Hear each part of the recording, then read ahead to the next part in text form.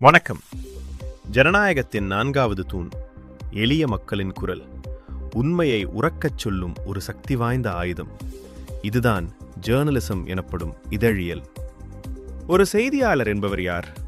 செய்திகளை வெறும் தகவலாக மட்டும் பார்க்காமல் அதை சமூக மாற்றத்திற்கான கருவியாக மாற்றுவது எப்படி? வணக்கம்.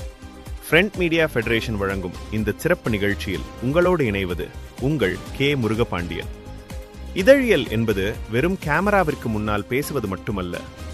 எங்கே அதிகாரம் மறைக்கப்படுகிறதோ, எங்கே உண்மை புதைக்கப்படுகிறதோ, அங்கே வெளிச்சத்தை பாய்ச்சுவதே ஒரு உண்மையான செய்தியாளரின் தர்மம். ஒரு செய்தியாளர் எப்படி பணியாற்ற வேண்டும்?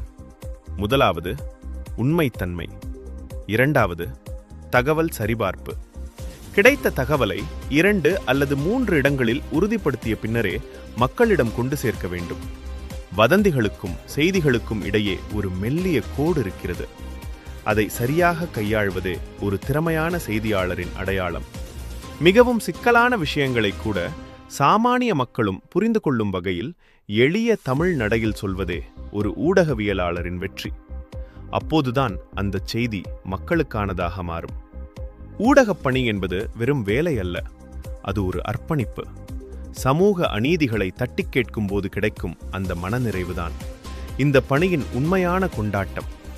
மக்களுக்கு பயன்படும் தகவல்களை உடனுக்குடனும் உண்மையாகவும் கொண்டு சேர்ப்பதே எங்கள் நோக்கம். உண்மை என்றும் வெல்லும். அந்த உண்மையின் பின்னால் என்றும் உங்கள் கே. முருகபாண்டியன். நன்றி, வணக்கம்.